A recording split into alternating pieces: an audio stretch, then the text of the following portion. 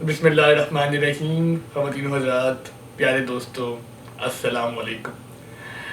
میں ہوں آپ کا میزبان محمد جازم، اور میرے ساتھ ہیں ہم سب کے ہر دل عزیز سدا بہار ونپیگ سے شعبہ سائیکیٹری سے تعلق رکھنے والے اور علم و ادب کو بہت جاننے والے، بہت پڑھنے والے. ہمارے ساتھ موجود ہیں ہمارے استاد ڈاکٹر افسار. ڈاکٹر افسار، کیا حال ہے آپ کے؟ الحمدللہ میں بالکل ٹھیک ہوں. خواتین و حضرات، یہ ہماری صورت نگاراں خواب کی جو سیریز ہے، آج ہم اس کی آخری قسط آپ کے سامنے لے کر آئے ہیں.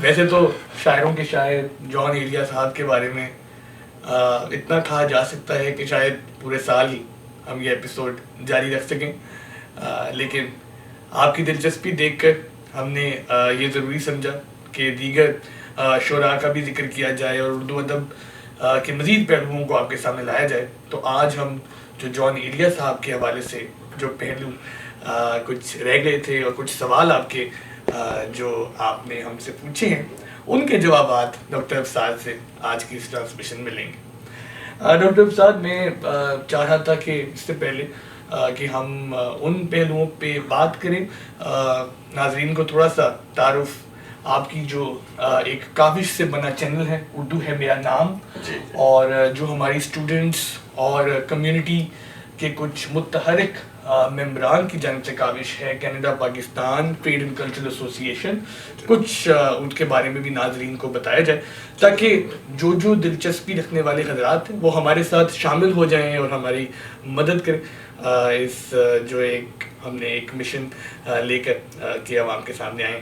ڈاکٹر صاحب، اردو ہے میرا نام جو آپ چینل رن کر رہے ہیں یوٹیوب پہ، وہ اردو کو پروموٹ کرنے کے لیے اور اردو کی اہمیت کو اجاگر کرنے کے لیے اور اردو ادب کے حوالے سے جن شعراء، جن ادیب، ان کا جو کام ہے اور ان کا جو بہترین فن ہے اس کو عوام کے سامنے رکھنے کے لیے، اور دوسرا سب سے اہم بات ڈاکٹر صاحب کہ جس طریقے سے آپ اردو کے کلام کو اس میں پڑھ رہے ہیں، یقیناً اس سے حقیقی ایک جو ہے اس کی تصویر اور ایک دلکش تصویر اردو کی وہ عوام کے سامنے آ رہی ہے.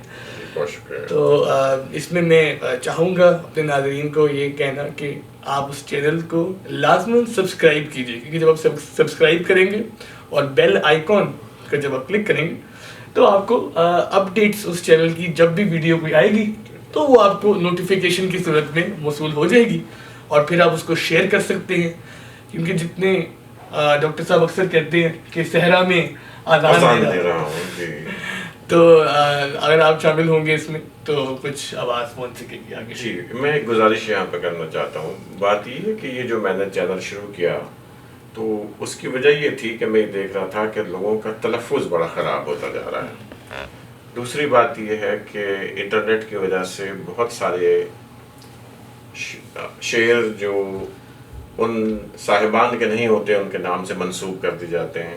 اقبال کے ساتھ یہ ظلم ہو رہا ہے، اب آج کل جان صاحب کے ساتھ ہو رہا ہے، فراز صاحب کے ساتھ ہوا، ہم لوگ تو غالب کو بھی نہیں چھوڑتے.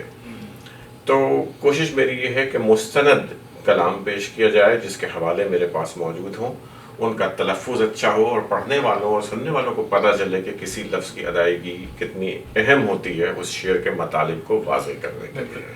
اور یقیناً ڈاکٹر صاحب یہ جو آپ سے سیکھنے کا عمل جس میں ہم سب شامل ہیں اور بہت سارے طلباء آپ سے مستفید ہو رہے ہیں آپ کے علم سے، کوشش ہماری بھی یہ ہے کہ ہم زیادہ سے زیادہ بہتر کر سکیں، کیونکہ اس بات کی ہمیں ندامت ہے کہ اب تک کی زندگی جتنی گزری ہے ہم نے وہ محنت اردو زبان کو سیکھنے میں یا اس کو اچھے طریقے سے سمجھنے میں وہ محنت نہیں ہم کر سکے.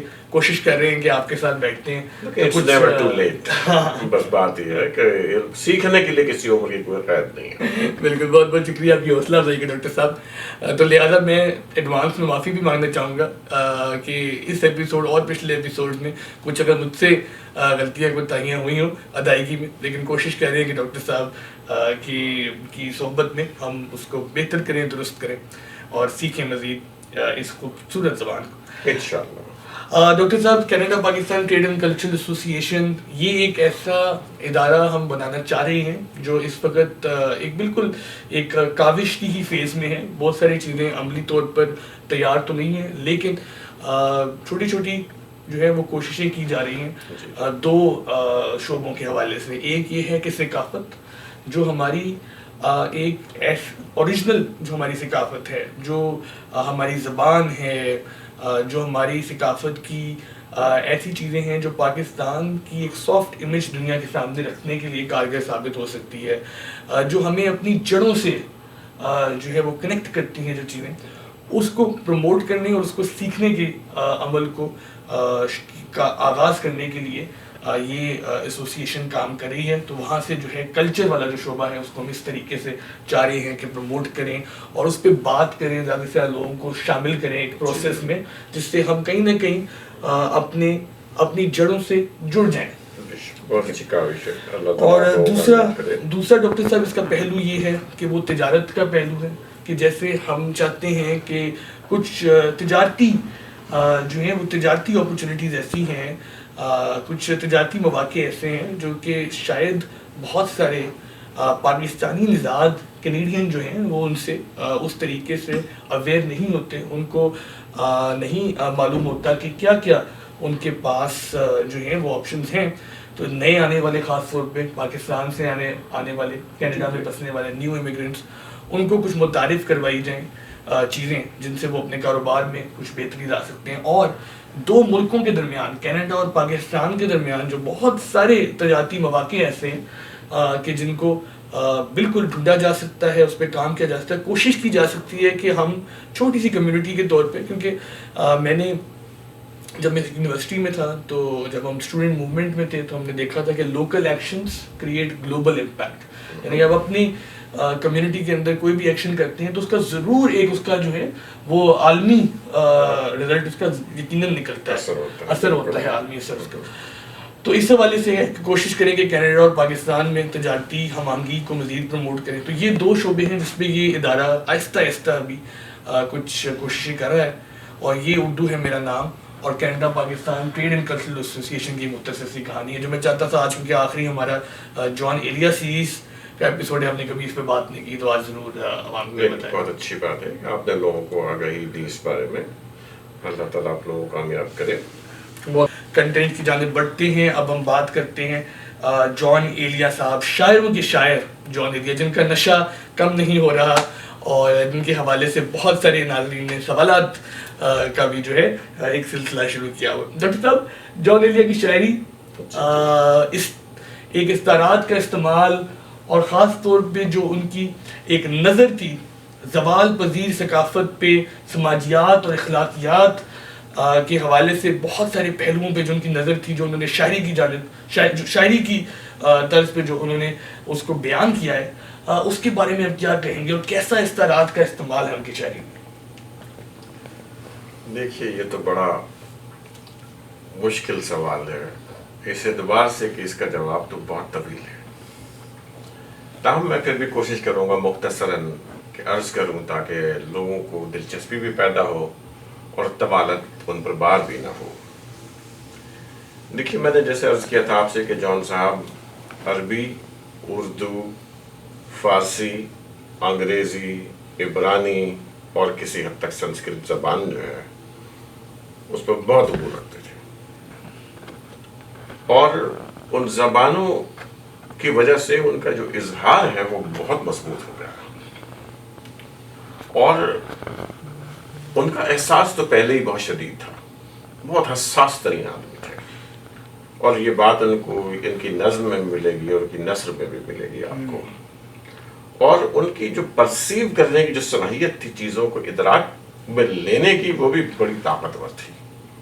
تو جب یہ ادراک اور احساس مل جائیں اور آپ کے پاس ایک طاقتور اظہار ہو تو جو چیز جنم لیتی ہے وہ جان ایلیا کی شاعری کہلاتی ہے. واہ واہ واہ واہ. اب میں آپ کو چند مثالیں جو ہے وہ پیش کرتا ہوں کہ اب جان صاحب کہتے ہیں کہ ہجر کی آنکھوں سے آنکھیں تو ملاتے جائیے. ہجر کی آنکھوں سے آنکھیں تو ملاتے جائیے. ہجر کی آنکھ سے آنکھ ملانا ہجر میں کرنا ہے کیا یہ تو بتاتے جائیے. واہ واہ واہ، ہجر میں کرنا ہے کیا یہ تو بتاتے جائیے. ہاں ہاں. اسی طرح وہ کہتے ہیں کہ گلی، لفظ جو گلی ہے جان صاحب کے وہاں اس کی بڑی اہمیت ہے اور یہ ایک بھرپور استعارہ ہے. ہاں، خواہ وہ محبوب کی گلی ہو، خواہ وہ ان کے شہر کراچی کی گلی ہو، خواہ وہ ان کے جان امروہہ کی گلی ہو، یا وہ ان کے کسی محبوب کی گلی ہو. گلی کا بھرپور استعارہ جوان صاحب نے جو استعمال کیا ہے، کہتے ہیں کہ اس کی گلی سے اٹھ کے میں آن پڑا تھا اپنے گھر. اس کی گلی سے اٹھ کے میں آن پڑا تھا اپنے گھر. ایک گلی کی بات تھی لیکن گلی گلی گئی. او ایک گلی کی بات تھی لیکن گلی گلی گئی. یا کہتے ہیں کہ کیا حسن اتفاق ہے ان کی گلی میں ہم. کیا حسن اتفاق ہے. دیکھیے کیا مضمون پیدا کیا ہے. کیا حسن اتفاق ہے ان کی گلی میں ہم. ایک کام سے گئے تھے، ہر کام سے گئے. واہ واہ واہ واہ، ایک کام سے گئے تھے، ہر کام سے ایک کام سے گئے تھے، ہر کام سے گئے. اے فقیرو گلی کے اس گل کی. اب دیکھیے کیا ترکیب ہے. اے فقیرو گلی کے اس گل کی، یعنی محبوب کی جو ہے وہ. ہاں، اے فقیرو گلی کے اس گل کی، تم ہمیں اپنی خاک پا بھیجو. کیا کہنے ہیں، تم تو اتنے معتبر ہو کہ تمہارے پیروں کی خاک جو ہے ہمیں چاہیے. کہتے ہیں کچھ تو رشتہ ہے تم سے کم وقتو. کچھ تو رشتہ ہے تم سے کم وقتو. کچھ نہیں کوئی بد دعا بھیجو. واہ واہ واہ، کچھ نہیں کچھ نہیں کوئی بد دعا بھیجو. کوئی بد دعا بھیجو. ہاں. اب دیکھیے یہ ہے جوان صاحب کی باتیں. اب جوان صاحب کو پتا تھا کہ وہ ایک حساس انسان ہے، اور حساس انسان، میں نے ایک جگہ پڑھا، غالباً سلیم احمد صاحب کا جملہ یہ ہے کہ دو دھاری تلوار ہوتا ہے، کہ وہ اپنے آپ کو بھی کاٹتا ہے اور جو اس کے ساتھ ہوتے ہیں دوسرے ان کو بھی کاٹتا ہے. اور جوان صاحب کو اس کا احساس تھا. تو اب دیکھیے کہ کس خوبصورتی کے ساتھ وہ اس تکلیف دہ مسئلے کو جو ہے وہ بیان کرتے ہیں. کہتے ہیں کہ اب ترکیبیں دیکھیے گا اس میں، اور اس پہ زبان پر جو ہے عبور دیکھیے. کہتے ہیں کہ ہم نفسان وضعدار. ہم نفسان وضعدار. وضعدار وہ ہوتا ہے جو ہر حال میں دوسروں کی عزت کا، حرمت کا باعث رکھتا ہے. ہم نفسان وضعدار مستمعان بردبار. اب یہ مستمعان کی جو اصطلاح ہے یہ نکالی ہے سما سے، جس کے معنی ہے سننے کے. مستمعان سننے والے، کہ اے مجھ کو بردباری کے ساتھ سننے والو. ہم نفسان وضعدار مستمعان بردبار، ہم تو تمہارے واسطے ایک وبال ہو گئے. واہ واہ واہ، خار بخار گل بگل. خار بخار گل بگل. فصل بہار آ گئی، فصل بہار آ گئی، فصل بہار آ گئی، زخم بحال ہو گئے. فصل بہار آ گئی، زخم بحال ہو گئے. کیا کہنے. تو دیکھیے یہ ہیں جان صاحب، یہ ہیں جان صاحب کے استعارات، یہ ہیں جان صاحب کی ترکیبیں، زبان پر ان کا عبور. ڈاکٹر صاحب جہاں ترکیبوں کی بات ہو رہی ہے، زبان پر عبور کی بات ہو رہی ہے، استعارات کی بات ہو رہی ہے، کچھ اشعار میرے پاس ہیں جو میں چاہوں گا کہ آپ سے میں سمجھوں، کیونکہ مجھے بہت متاثر کیا ہے ان اشعار نے. ونس اگین استعارات کے حوالے سے، اور خاص طور پہ جان صاحب کے جو ایک احساس کو بیان کرنے کے لیے جو انہوں نے الفاظ کو چناؤ کیا ہے، بہت خوبصورت. آپ کو میں آپ کی اجازت سے عرض کر رہا ہوں. جی ضرور. کیا ہوئے آشفتہ کاراں کیا ہوئے، یاد یاراں یار یاراں کیا ہوئے، یاد یاراں یار یاراں کیا ہوئے. تو جو اصطلاح ہے یاد یاراں یار، اب دیکھیں یاد یاراں تو ایک ترکیب ہو گئی. اب یاد یاراں بھی جو ہے وہ اتنی خوبصورت ہے کہ اس کو بھی یار کہا ہے. اوہ واہ واہ، یاد یاراں یار، یاد یاراں یار. ہاں، اب اس یاد سے مخاطب ہیں اور اس یاد کو یار کہہ رہے ہیں. یاد یاراں یار، یار کیا ہوئے. اب دیکھیں شاعر کا ایک آسان کر دوں اگر میں تو پروسیس دیکھیں آپ، جو ترکیب جس میں کہہ رہے ہیں ترکیب دیکھیں آپ، کہ انہوں نے جب انہوں نے انٹینسٹی بیان کرنی تھی، انہوں نے ایک ایموشن کی، جب انہوں نے ایک احساس کی انٹینسٹی بیان کرنی تھی، تو انہوں نے یاد یارہ کو بھی یار بالکل، کیونکہ ورنہ جسٹس نہ ہو پاتا، انصاف نہ ہو پاتا اس کی انٹینسٹی کے ساتھ. تو یہ ہے اردو زبان کا کمال. اس لیے ہم کوشش کرتے ہیں زیادہ سے زیادہ اس کو جان سکیں، سیکھ سکیں. اب تو اپنوں میں سے کوئی بھی نہیں، اب تو اپنوں میں سے اب کوئی تو بھی اپنوں میں سے کوئی، اب تو اپنوں میں سے کوئی بھی نہیں.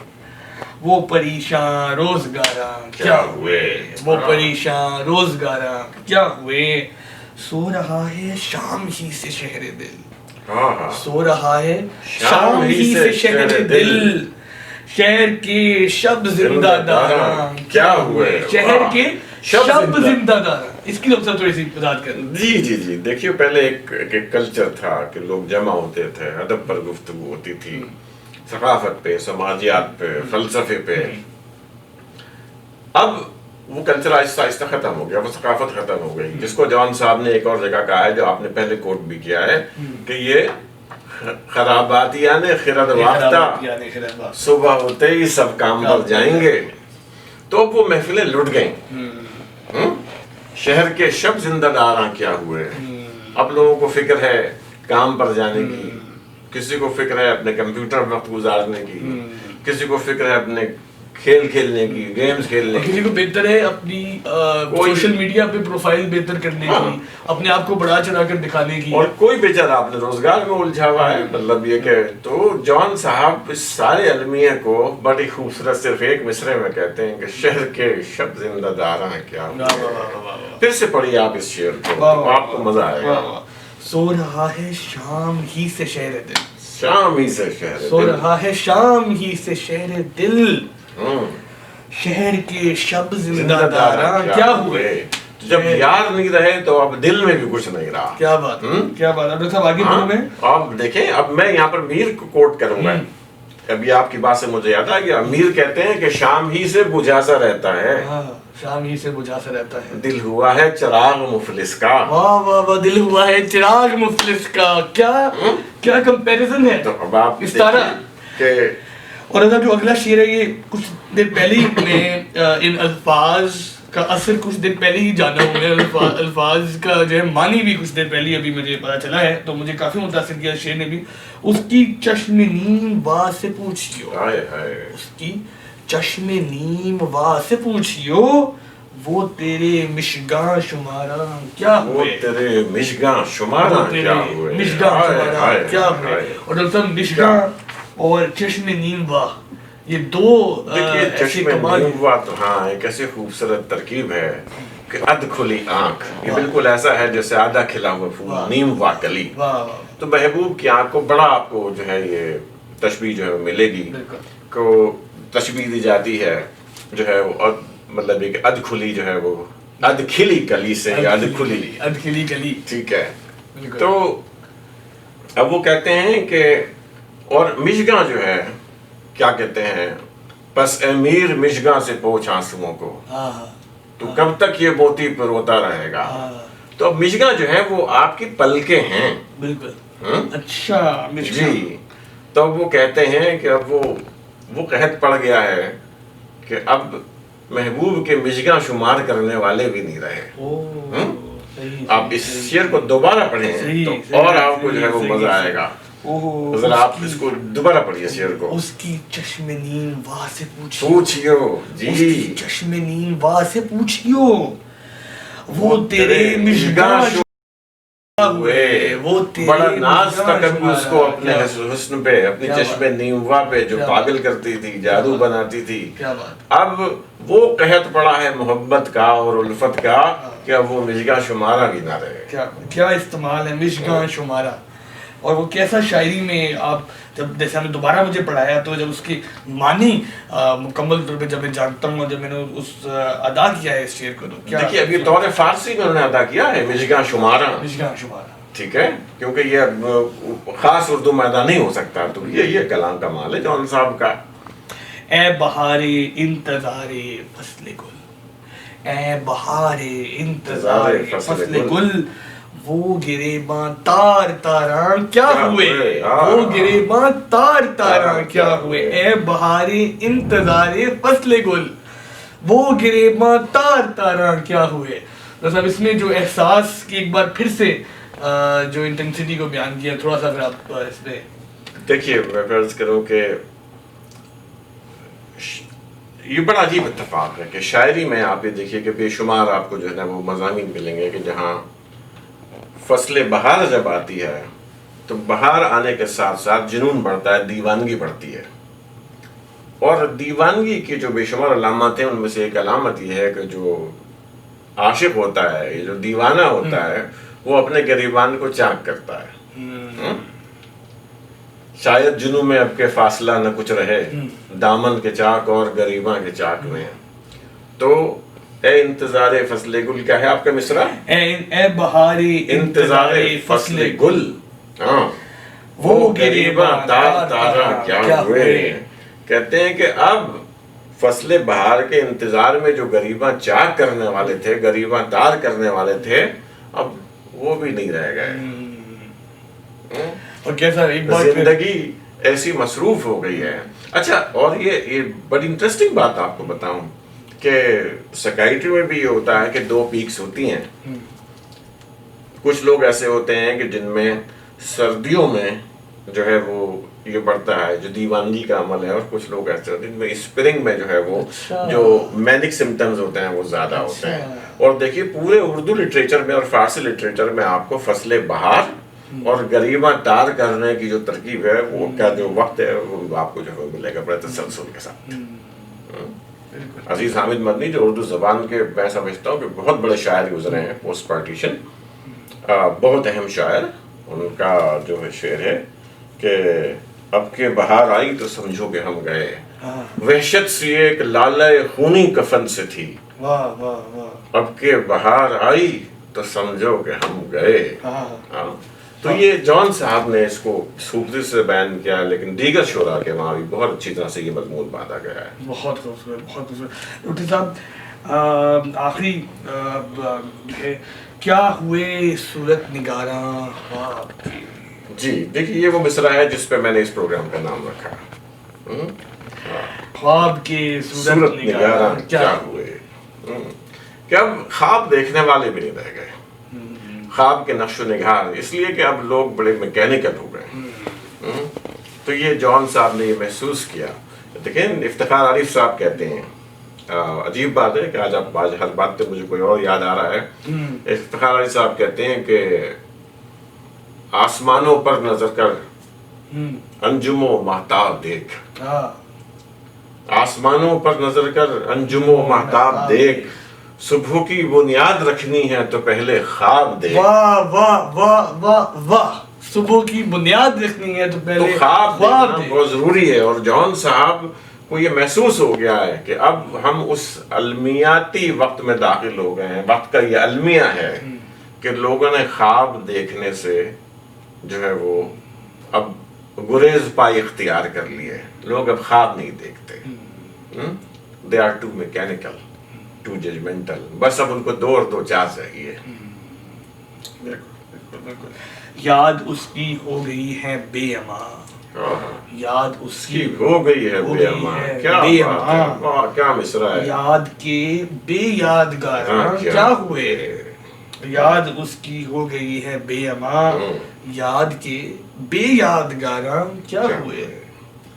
دیکھیے اب میں ایک دو باتیں اور عرض کر دوں کہ جان صاحب نے بڑی سادگی کے ساتھ بڑے مسائل جو ہے نا وہ بیان کیے ہیں، اور اس طرح کے جو نقوش ہے جیسے میں نے ابھی کہا کہ آپ کو دیگر شعراء کے وہاں ملیں گے۔ مثلا جان صاحب کہتے ہیں کہ میرے نقش ثانی کو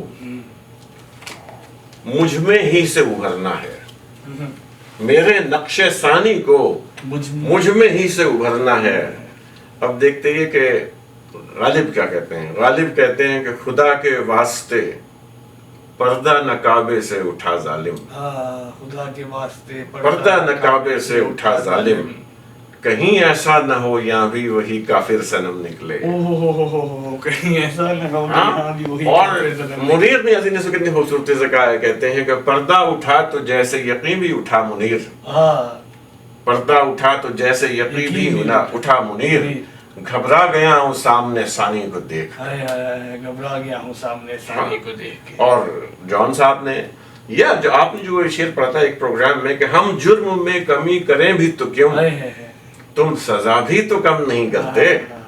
اب غالب کہتے ہیں کہ کچھ دیر ٹھہر جائیے اے بندہ انصاف، ہاں کچھ دیر ٹھہر جائیے اے بندہ انصاف، ہم اپنے گناہوں میں خطا ڈھونڈ رہے ہیں، ہائے ہم اپنے گناہوں میں خطا ڈھونڈ رہے ہیں۔ واہ، اس طرح سے جان صاحب کہتے ہیں نہ لکھا اس نے کوئی بھی مکتوب، بڑا کمال شعر ہے، نہ لکھا اس نے کوئی بھی مکتوب، پھر بھی ہم نے جواب ہی لکھا۔ واہ واہ واہ، پھر بھی ہم نے جواب ہی لکھا۔ ہاں، اور غالب کہتا ہے کہ قاصد کے آتے آتے خط ایک اور لکھ رکھوں، ہاں قاصد کے آتے آتے خط ایک اور لکھ رکھوں، میں جانتا ہوں جو وہ لکھیں گے جواب میں۔ واہ واہ واہ واہ، میں جانتا ہوں جو وہ لکھیں گے۔ اور اس عہد کا جو زوال ہے، ہاں اس پر کیا طنز کیا ہے اس شعر میں جان صاحب نے، کہتے ہیں کہ ہم نے اس شہر دین و دولت میں، طنز جان صاحب کا بڑا کارآمد ہتھیار تھا، اور اس بڑی خوبصورتی سے کرتے تھے کہ جواب نہیں، کہتے ہیں کہ ہم نے اس شہر دین و دولت میں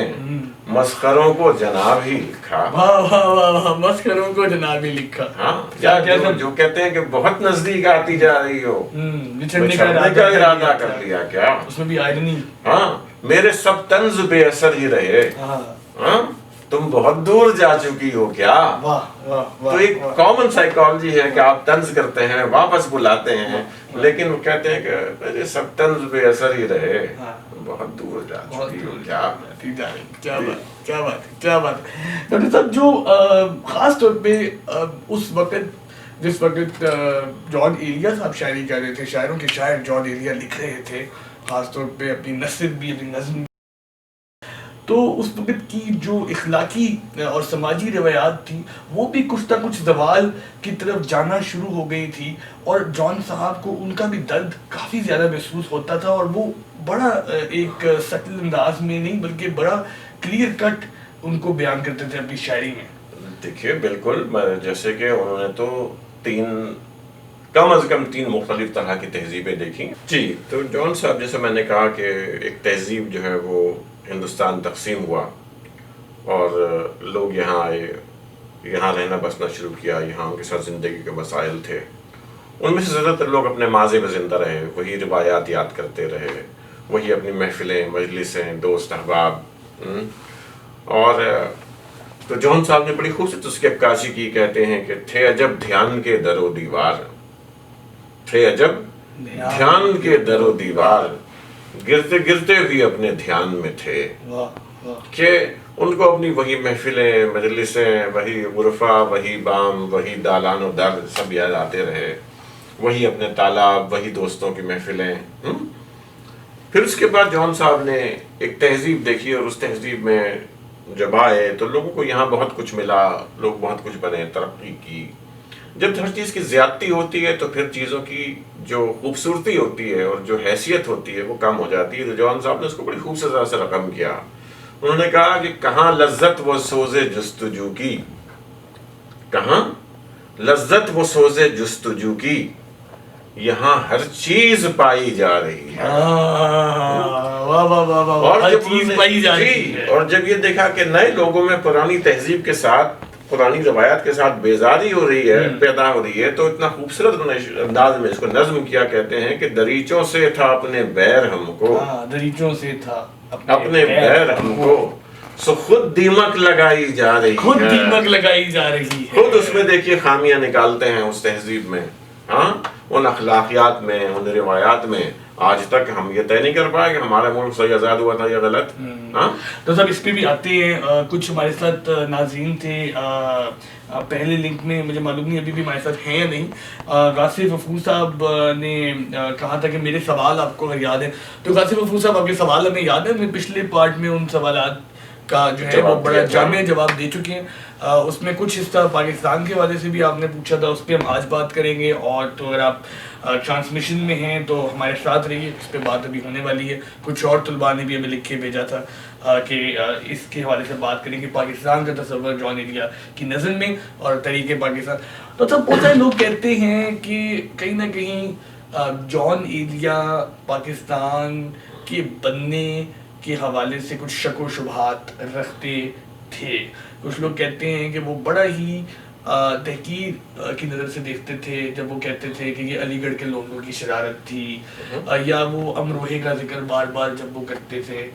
تو کوئی ایسی بات، کیونکہ یہ بات کی جاتی ہے، لیکن اس کے برعکس جب ہم دیکھتے ہیں جو ان کی خدمات حکومت پاکستان کے ساتھ، جو ان کا تعاون اور جو پاکستان کے کچھ اداروں کو، لٹری اداروں کو جو کھڑے کرنے میں جو ان کی ایک کنٹریبیوشن تھی، ان کا ایک حصہ تھا، وہ دیکھ کے تو لگتا نہیں ہے کہ جیسے کہ وہ کسی طرح کی تحقیر کی طرح دیکھتے ہیں. آپ اس موضوع پہ کیا کہیں گے؟ اور خاص طور پہ ڈاکٹر صاحب اس سے پہلے کہ آپ جواب پہ جائیں، ہم نے جان صاحب کی نثر کے حوالے سے اتنا ذکر نہیں کیا، بات نہیں کی اب تک. تو جیسے ہی ہمارا یہ آخری ایپیسوڈ ہے تو کچھ اس پہ بھی بات کریں کہ وہ کیا لکھا انہوں نے اس حوالے سے، خاص طور پہ نثر میں. دیکھیے، نثر کے لیے تو مجھے لگتا ہے کہ ہمیں بعد میں کسی وقت ایک بہت اچھا اور الگ سے پروگرام کرنا پڑے گا، لیکن بہرحال ہم کوشش کرتے ہیں. تو میں سمجھتا ہوں کہ یہ بڑی غلط بات ہے اور بڑی بددیانتی کی بات ہے کہ جان صاحب کے بارے میں اس طرح کی بات کی جائے کہ وہ قیام پاکستان کو ایک تحقیر کی نظر سے دیکھتے تھے یا اس کے مخالف تھے. دیکھیے، ہندوستان جو ہے، متحدہ ہندوستان ایک گھر تھا، اور جب گھر تقسیم ہوتا ہے تو بہت سارے لوگ گھر تقسیم ہونے کے حق میں نہیں ہوتے، لیکن بعض جگہوں پر یہ ایک بڑا ضروری امر ہوتا ہے اور ایسا ہونا ہوتا ہے. تو ان کو دکھ تھا، لیکن کیا انہوں نے پاکستان کی تقسیم کی مخالفت کی تھی؟ ایسی کوئی بات ہمیں جو ہے وہ نہیں ملتی. میں بھی اس کے کچھ حوالے، کچھ شواہد بھی آپ کے سامنے جو ہے پیش کروں گا. پاکستان بننے کے مخالف آپ دیکھیے کہ جمعیت علماء ہند تھی، مولانا ابوالکلام آزاد تھے اور بہت سارے لوگ تھے. لیکن بہت سارے مخالفت کی جو وجہ یہ تھی، ان کا خیال تھا کہ متحد ہو کر ہی رہنا چاہیے. اچھا، جان صاحب نے یہ ذرا سا کھلڈر انداز ہے جان صاحب کا کہ یہ علی گڑھ کے لونڈوں کی شرارت تھی. تو اس سوال کے جواب کے لیے تھوڑا سا اور پیچھے جانا پڑے گا.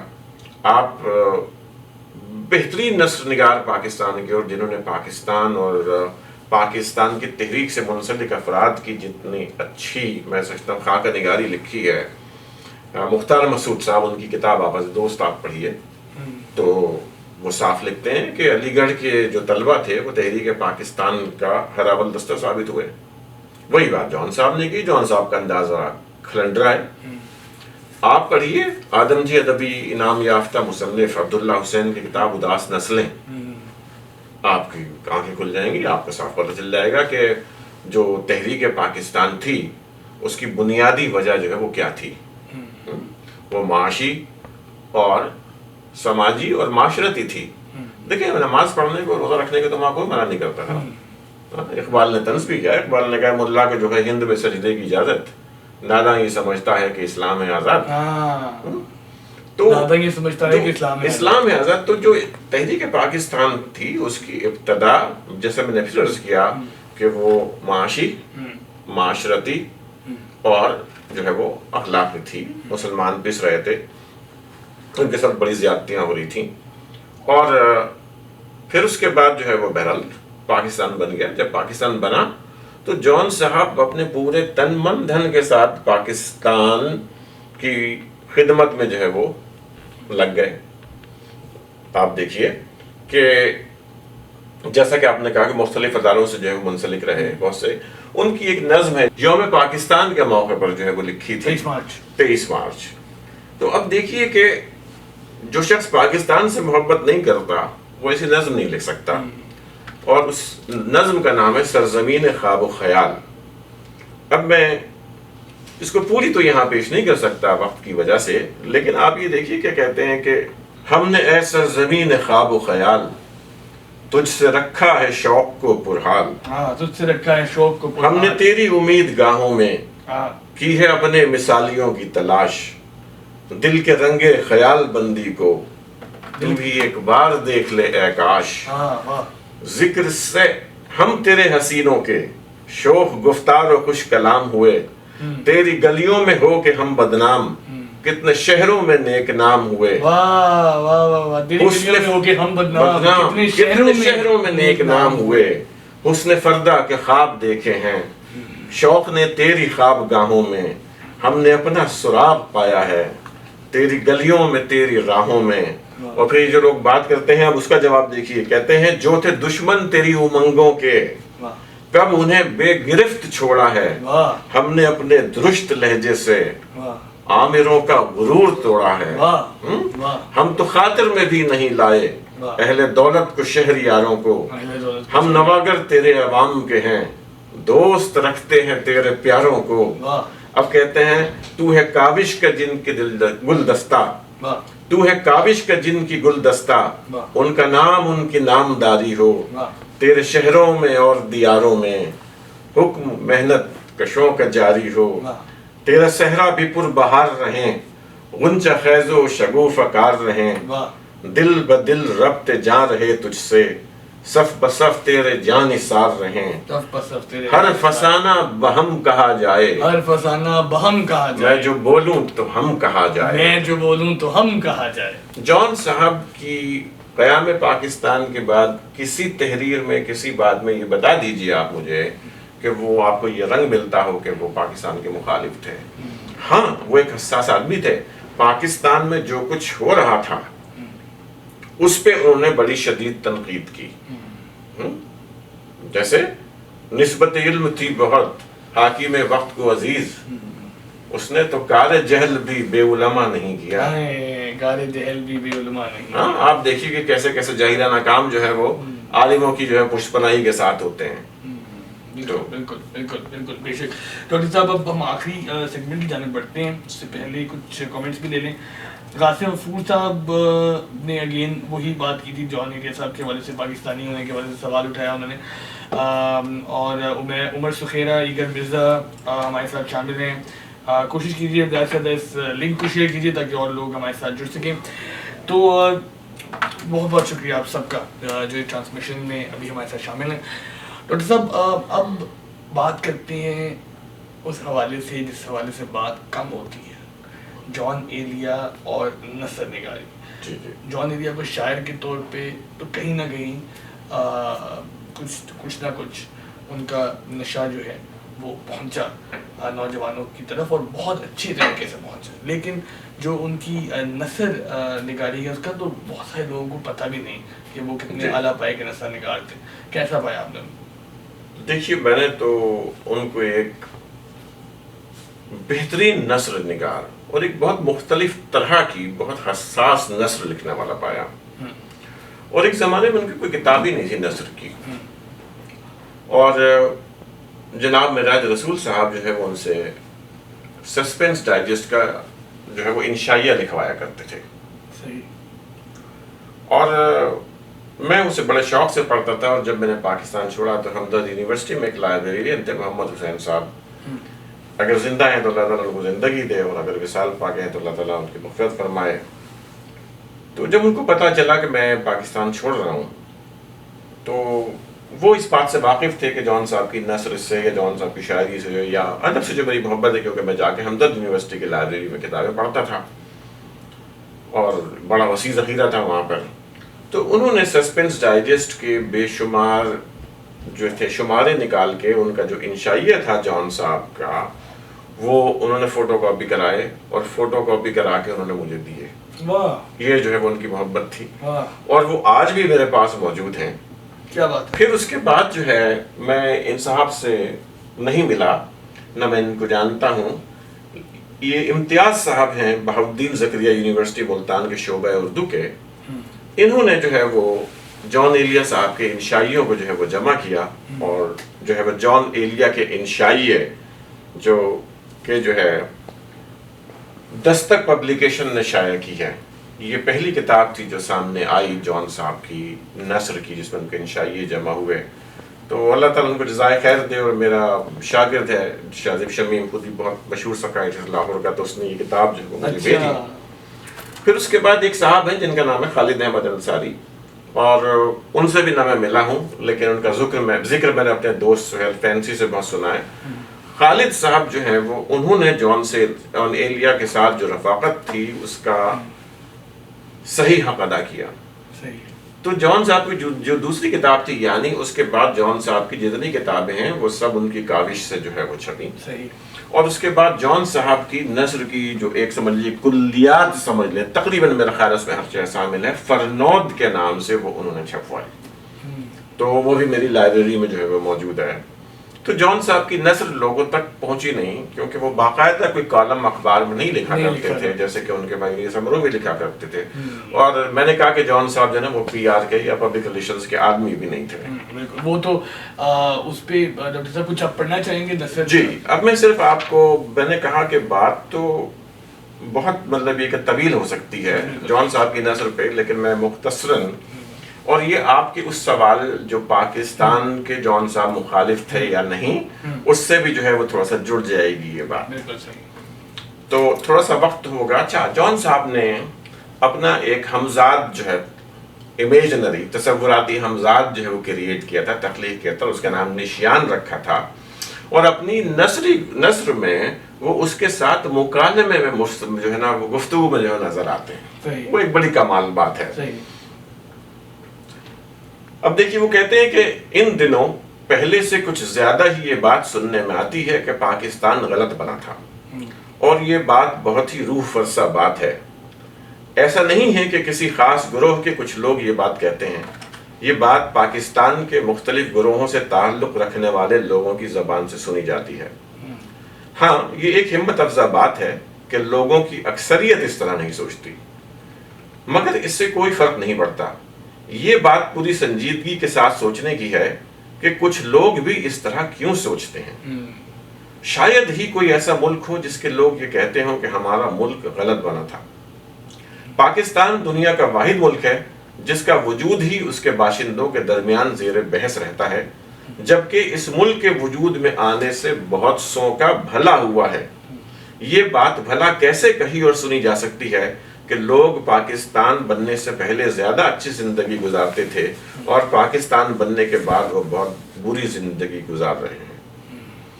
نشیان کا کہنا ہے، اب یہ ان کا ہمزاد ہے، کہ اصل بات کچھ اور ہے۔ اصل بات یہ ہے کہ ہندوستان اور پاکستان کے لوگوں نے آزادی سے جو امیدیں وابستہ کی تھیں وہ پوری نہیں ہوئی، اور یہی مسئلہ ہے۔ حالات بدلے اور کچھ بہتر ہوئے، مگر انہیں اس سے کہیں زیادہ بہتر ہونا چاہیے تھا۔ جنگ عظیم کے بعد برصغیر کے علاوہ جو اور ملک آزاد ہوئے، خاص طور پر مشرق بعید کے ملک، وہ پاکستان اور ہندوستان کے مقابلے میں جنت ہیں، اور ان کو سامنے رکھتے ہوئے پاکستان اور ہندوستان 20ویں صدی کے تاریخی جہنموں کی حیثیت رکھتے ہیں۔ ہم نے چند سال پہلے تک مشرق کے جن ملکوں کا نام تک نہیں سنا تھا، ان پر پاکستان اور ہندوستان تو کیا مغرب کے بعض ملک تک رشک کرتے ہیں، اور پاکستان اور ہندوستان صرف اس بات پر نازاں ہیں کہ ہم تاریخ کی قدیم ترین تہذیبوں کے وارثوں میں سے ہیں۔ رسوا کن حد تک پسماندہ، المناک حد تک مفلس، شرمناک حد تک جاہل، بےہمانہ حد تک بے حس، اور اشتعال انگیز حد تک متعصب ہوتے ہوئے تاریخ کی قدیم ترین تہذیبوں کے وارثوں کی فہرست میں مندرج ہونا کیا ہمیں ایسے مجرموں کی قطار میں کھڑا کرنے کے مستوجب قرار نہیں دیتا جن کی سزا ایک ایسی جانکنی ہو جس کی مدت کو دراز سے دراز تر ہونا چاہیے۔ تو اب یہ بتائیے کہ وہ آدمی جو پاکستان کے بارے میں انتہائی حساس ہے اور انتہائی محبت رکھتا ہے، وہ ہی ایک ایسی نثر اور ایسی بات جو ہے وہ لکھ سکتا ہے، اور بلکہ اس میں انہوں نے ایگزسٹنس پہ سوال اٹھایا ہی نہیں، وجود پہ پاکستان کے سوال اٹھایا ہی نہیں، وہ تو بلکہ کہہ رہے ہیں کہ بڑی عجیب بات ہے کہ ہم آج تک اسی مسئلے میں جو الجھے ہوئے ہیں۔ بالکل بالکل، تو میرا خیال ہے کہ لوگوں کو جواب مل گیا ہوگا۔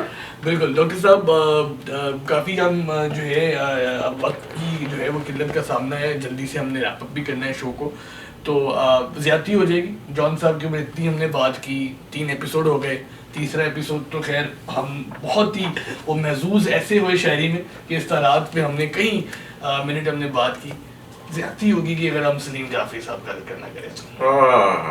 کیا بات کی، یہ تو آپ نے میرے دل کا تار چھیڑ دیا. جاتے جاتے سلیم جعفری صاحب کو کیسے بھول سکتے ہیں؟ جان صاحب کا ذکر ہو، دبئی کے مشاعرے نہ ہو، سلیم جعفری صاحب کی وہ نظامت نہ سامنے آئے تو پھر کیسے بات بنے گی؟ دیکھیے جان صاحب کو دوبارہ زندہ کرنے میں اور جان صاحب کو ہم سے متعارف کرانے میں اور لوگوں تک لانے میں اور جان صاحب کے کلام کو منصہ شہود پر لانے میں سلیم جعفری کا بہت بڑا کردار ہے.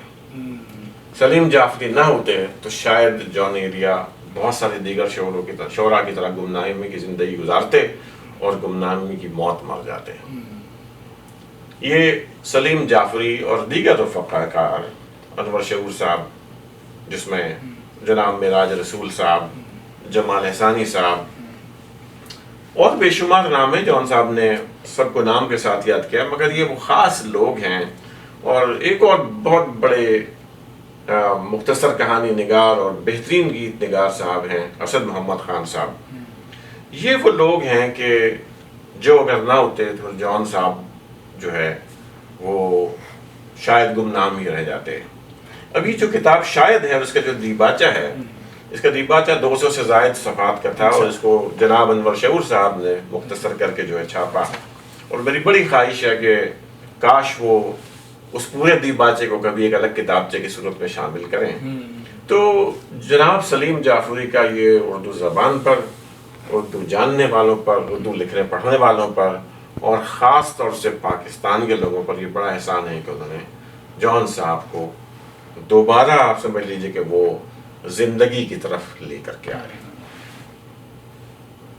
اور کیا کہتے ہیں، سلیم جعفری صاحب کی جب رحلت ہوئی تو جان صاحب کے لیے بہت بڑا صدمہ تھا. اور جان صاحب کی بڑی خوبصورت نظم ہے، وہ میں نے آپ کو اپنی گرین ڈائری میں دکھائی بھی تھی کہ سلیم بحر فنا میں اتر گیا ہے تو، خوشی یہ ہے مجھے برباد کر گیا ہے تو. تو ان کی موت ایک بہت بڑا سانحہ تھی. دو لوگوں کی اموات نے جان صاحب کو بڑا متاثر کیا. ایک جناب جمال احسانی صاحب اور ایک سلیم جعفری صاحب. بے شک. اور جو دبئی کے بارے میں جان ایریا صاحب کہنے لگے کہ یہ تو میرا امروہہ ہے، میرا لاہور ہے، میرا کراچی ہے. اور جو بڑی آخری ان کے جو کچھ مشاعرے ہیں بڑی انہوں نے محبت کا اظہار کیا دبئی سے. اور جو دبئی دیکھیں میں بات کرنا چاہتا تھا لیکن وہ بس وہ اتنی، میں نے کہا نا جان صاحب کے حوالے سے اتنی باتیں ہیں کہ وہ جو ان کے ڈرامائی انداز تھا، دیکھیں ان کا ڈرامائی انداز اس قدر تھا کہ میں آپ کو جیسے مثال دیتا ہوں کہ وہ ایک جگہ اپنے بھائی رئیس امروہی کے بارے میں لکھتے ہیں کہ کاش میں انہیں قتل کر سکتا. یہ ان کی کتاب کے دیباچے میں لکھتے ہیں. ہاں، وہ بے پناہ محبت کا اظہار کر رہے ہیں اور اس محبت کے اظہار میں انہیں ایک اینگل ایسا نکالا ہے. اسی طرح جو ہے وہ ایک جلوس نکلا کرتا تھا، جو ہے وہ کراچی میں ایک جگہ ہے رضویہ سوسائٹی، وہاں سے جو امام بارگاہ ہے وہاں سے ایک جلوس نکلا کرتا تھا. جان صاحب جب تک صحت نے ساتھ دیا تو وہ اس میں شریک ہوتے تھے. تو وہ ایک مرتبہ انہوں نے کسی سے کہا کہ خون حسین کی قسم میرا جی چاہتا ہے وہ اپنے کسی محبوبہ کا نام لیا کہ اس کو قتل کر کے اس کا خون جو اس پہ چھڑک دوں سلام پہ. تو جان صاحب کی زندگی میں جو ڈرامائیت تھی نا، تو وہ ڈرامائیت وہ ان کو پتا تھا کہ مشاعرے میں لوگوں کی جو توجہ ہے نا وہ کیسے حاصل کرنی ہے. تو یہ ان کا سمجھ لیجیے کہ وہ ایک بہت زبردست سیلر تھے. ہاں، ان کو اپنی شاعری جو ہے نا، لیکن یہ مجھے افسوس رہے گا اور ان کے بیشتر جو اچھے جو دوست ہیں ان کو بھی افسوس رہا کہ جان ایریا صاحب کی وہ شاعری جو مشاعروں میں پڑھی گئی وہ کافی کمتر درجے کی شاعری ہے. مثلا شرم، دہشت، جھجک، پریشانی جان صاحب پڑھنا نہیں چاہتے تھے لیکن لوگ پڑھواتے تھے. مشاعرے میں عامیانہ شعر جو ہے، جان صاحب کے بے شمار اشعار ہیں جو کہ بہت زبردست تھے اور جن کی شراکت کی جانی چاہیے، جو انٹرنیٹ پہ آنا چاہیے. جانی یہ تو عہد قبل مسیح کا ہے. ہاں وہ تو کہتے تھے، وہ امجد اسلام امجد کو بھی انہوں نے کہا کہ جانی یہ تو عہد قبل مسیح کا ہے. کہیں کسی اور جگہ پہ کہا یہ تو میں نے پیدا ہونے کے 15 دن کے بعد ہی لکھا تھا. تو اس طرح کی جو بات ہے، تو جان صاحب کا جو کہانی ہے، کہانی کا جو خلاصہ ہے جان صاحب کی اپنی زبان میں، بس وہ کہتے ہیں کہ اس کا فراق بھی زیاں، اس کا فراق بھی زیاں، اس کا وصال بھی زیاں، اس کا وصال بھی زیاں، ایک عجیب کشمکش حلقہ بے دلاں میں ہے. ایک عجیب کشمکش حلقہ بے دلاں. بس ایک عجیب کشمکش حلقۂ بے دلا میں ہے، اور ڈاکٹر صاحب اسی کے ساتھ آج صورت نگاراں خواب کے سیریز کا اختتام ہوا جاتا ہے. ناظرین کا ہمارے ساتھ شامل ہونے کا بیحد شکریہ، اور بہت زیادہ سپورٹ شامل رہی ونیپیگ میں لوگوں کی، اور پاکستان سے بھی ناظرین ہمارے ساتھ جڑے. بہت سارے ڈاکٹر صاحب کے طلباء ہمارے ساتھ شامل ہوئے ٹرانسمیشن میں. آپ سب کے ہم مشکور ہیں. اب ہم چاہتے ہیں کہ ہم اس سلسلے کو اب آگے بڑھائیں. جان ایلیا صاحب کے اوپر ہم نے مفصل بات کی ہے. اب ہم چاہتے ہیں کہ دیگر شعراء اور اردو ادب کے دیگر خود خدمت گزاروں کو بھی اب ہم پروموٹ کریں اور ان کی بات کریں اور ان کو سمجھیں بھی، ڈاکٹر صاحب سے پڑھیں بھی، آپ کے سامنے بھی لے کر آئیں، کچھ آپ کے سوالات کا جواب بھی دے سکیں. تو لہٰذا ہمیں لکھ کر بتائیے کہ آپ کیا چاہتے ہیں کہ ہم اب آگے کس شاعر کی بات کریں، تاکہ ہمیں ایک طرح سے آپ کا بھی جو انٹرسٹ ہے، جو آپ کی دلچسپی ہے، اس کا بھی ہمیں مکمل طور پہ ہمیں اس کا ادراک ہو جائے، اور پھر ہم اپنا فیصلہ جب اس میں اپنی سوچ میں جب ہم آپ کی سوچ شامل کریں گے تو ایک اچھا فیصلہ کر سکیں گے کہ اب ٹرانسمیشن آگے کیسے چلائی جائے. کیا خیال ہے ڈاکٹر صاحب؟ جی ضرور. مطلب میں چاہتا ہوں کہ لوگ کریں. تو ابھی تک جتنا دیکھیں، ایک تو آپ نے بات کی کہ میرے طلباء کے حساب سے کے بارے میں، تو الحمدللہ بے شمار طلباء و طالبات ہیں پوری دنیا میں پھیلے ہوئے ہیں. میرا فخر ہے، اور مجھے اس سے غرض نہیں ہے کہ وہ مجھے یاد رکھتے ہیں کہ نہیں. میں نے ان کو یاد رکھا ہوا ہے اور ان کے لیے دعا کرتا ہوں. اور وہ اس میں سے بے شمار لوگ ہیں جو میرے ساتھ جڑے ہوئے ہیں. دوست احباب ہیں بہت پرانے اور اچھے پڑھنے لکھنے والے. تو انہوں نے اس سلسلے کو دیکھا، اس کی جو ہماری خامیاں ہیں، جو غلطیاں ہیں. لائیو ٹرانسمیشن سے کچھ جو ہے نا مسائل ہوتے ہیں. بعض جگہ آواز کٹ جاتی ہے، بعض جگہ شعر پورا نہیں ہوتا. تو ان چیزوں کی طرف اشارہ کیا. تو ہم انشاءاللہ کوشش کریں گے اس کو بہتر کرنے کی. تو ابھی تک جو لوگوں نے کہا اس میں میر تقی میر پر بہت لوگوں کی فرمائش ہے، لیکن میر صاحب پر بات کرنے کے لیے بڑا حوصلہ چاہیے. منیر نیازی صاحب کا نام ہے، ٹھیک ہے، اور میرے ذہن میں خود کچھ جو ہے وہ کافی سارے نام ہیں. آپ کے وہ اسٹوڈنٹ نے علامہ اقبال صاحب کے اور حوالے سے بھی، اقبال صاحب پر بھی، جی علامہ اقبال پر بھی جو ہے کافی لوگوں نے کہا ہے. تو انشاءاللہ دیکھیے کہ ہم، میرا خیال ہے کہ ایک ہفتے میں جو ہے وہ ہم اناؤنس کر دیں گے کہ ہم کس شاعر پر جو ہے وہ اگلے پروگرام میں بات کریں گے. اور آج کے پروگرام میں تھوڑی سی میری طرف سے معذرت سب لوگوں سے کہ کچھ حالات کی وجہ سے کچھ ذہنی رو ٹھیک نہیں تھی. تو وہ جو اسپارک ہونا چاہیے وہ شاید آج آپ کو نظر نہ آئے. لیکن ہماری کوشش یہ ہے کہ بہرحال کچھ نہ کچھ گفتگو ہو علم پر، ادب پر، اور لوگ کچھ سیکھیں، اور یہ سلسلہ جو ہے صدقہ جاریہ بنے. تو آپ سب سے دعاؤں کی درخواست ہے. بہت شکریہ. بہت شکریہ ڈاکٹر صاحب، اور اللہ حافظ. آپ کا میزبان اپنے اور اپنے گرد و نواح تمام لوگوں کا خیال رکھیں، اور ہمارے ساتھ ایک بار پھر جڑیں جب ہم اس ٹرانسمیشن کا باقاعدہ آغاز کریں گے 2 ہفتے بعد اسی ٹائم پہ اور اسی جگہ پہ. آپ کا میزبان اجازت چاہتا ہے. اللہ حافظ.